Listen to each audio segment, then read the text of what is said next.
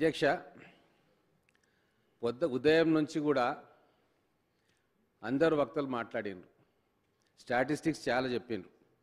అందరికంటే నిజమైన statics, నికాసైన statics ప్రభుత్వం నుంచి వచ్చింది. అది మన ఇరిగేషన్ శాఖ మంత్రులు చాలా స్పష్టంగా గత 10 ఏళ్లుగా ఏం జరిగింది, కళ్ళ ముందు ఏం జరుగుతుంది ఇప్పుడు కూడా మళ్ళీ చూసినాం.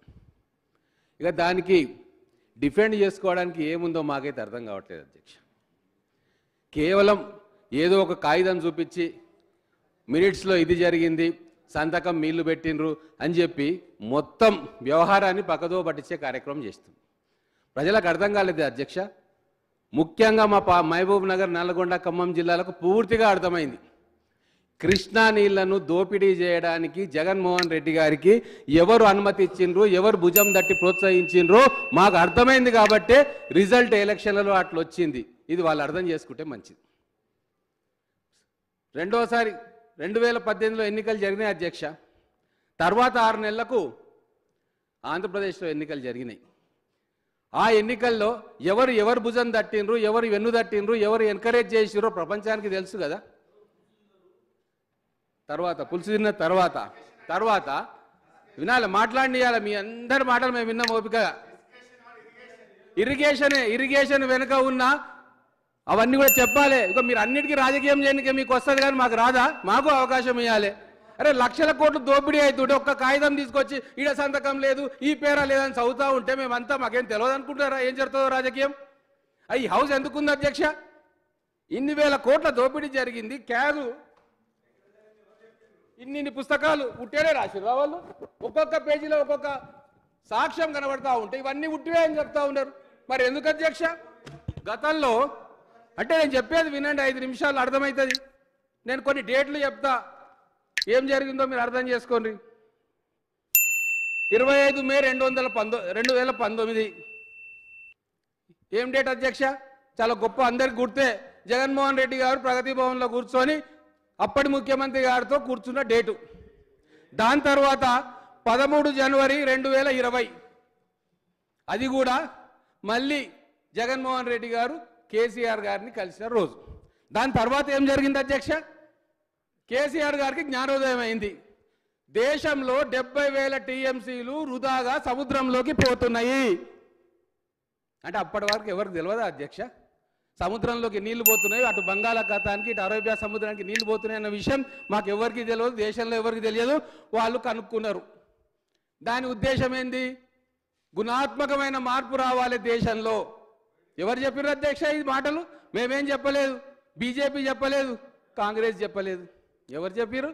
కేసీఆర్ గారు చెప్పారు. అంటే తన ఉచ్చ ఆకాంక్షల కోసం ఈ రాష్ట్రంలో అయిపోయింది, నేను రెండోసారి వచ్చేసిన, భవిష్యత్తు మావని గట్టబెడతా, ఇక నేను ఢిల్లీ పోయి చక్రం తిప్పాలి కాబట్టి నాకు ఎంపీ సీట్లు కావాలి. ఏడికెళ్ళి వస్తాయి? ఉన్న 17 ఇట్లా 9 వచ్చే. ఏడికెళ్ళి వస్తాయి అంటే 25 సీట్లు జగన్మోహన్ రెడ్డి గారి దగ్గర ఉన్నాయి. మరత్వాడలో 12-13 సీట్లు ఉన్నాయి. కర్ణాటకలో నిజాం పరిపాలించిన ప్రాంతాల్లో కొన్ని సీట్లు ఉన్నాయి. ఇవన్నీ పోగేసుకుంటే నాకు 40-50 సీట్లు వస్తే ఢిల్లీలో పోయి చక్రం తిప్పొచ్చు, ఇక్కడ ఎవరినో వారసుని కూర్చోబెట్టొచ్చు అన్న ఒక క్రిమినల్ మైండ్ తోటి కదా అధ్యక్ష అవన్నీ వచ్చినాయి. దాని గురించి ఎందుకు మాట్లాడతలేరు? తెలంగాణ ప్రజలకు, మా పాలమూరు జిల్లా ప్రజలకు ఎందుకు చెప్పట్లే? మహాభారతంలో ద్రౌపదిని ముందల పెట్టి ధర్మరాజు జూదమాడిండు అధ్యక్ష.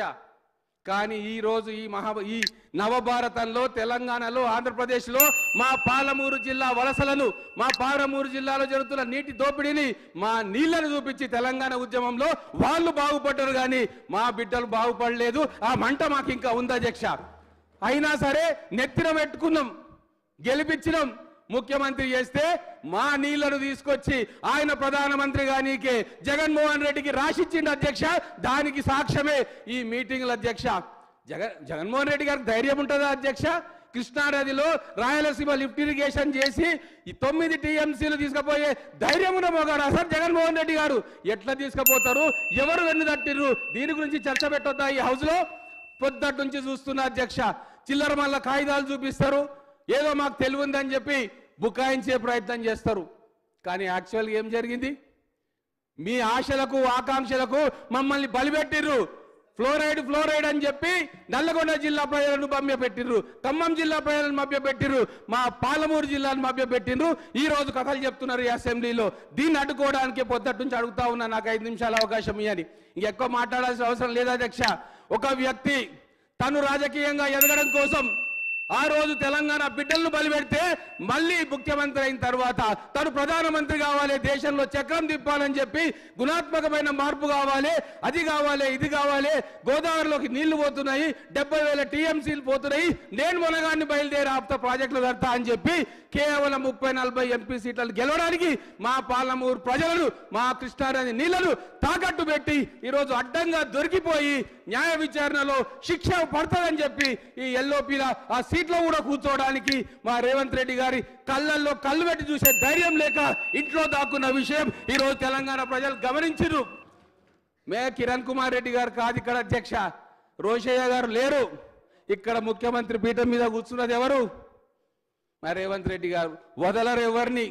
మా ఉత్తమ్ కుమార్ రెడ్డి గారు నిజాయితీ గల నాయకుడు, సైన్యంలో పనిచేసి వచ్చినోడు. ఖచ్చితంగా ఎంక్వైరీ జరుగుతుంది.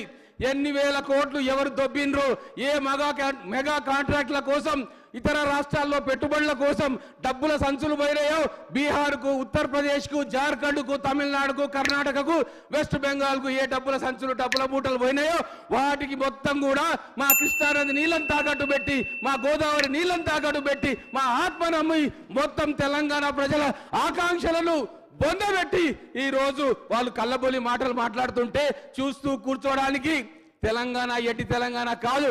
అందుకే మా ఖమ్మం, మా నల్లగొండ, మా పాలమూరు జిల్లా మొన్న జరిగిన ఎన్నికల్లో కర్రు వాల్చి వాత పెట్టింది అధ్యక్ష. ఇంగ్లీష్లో ఒక సేయింగ్ ఉందని చెప్పి నేను ముగిస్తా. You can fool some people some times, you cannot fool all the people all the times. ఇదే జరిగింది కాబట్టి ఖచ్చితంగా శిక్ష పడాలని చెప్పి తెలంగాణ ప్రజలు కోరుకుంటున్నారు అధ్యక్ష. ధన్యవాదాలు. Doctor J Ramachandra Naik.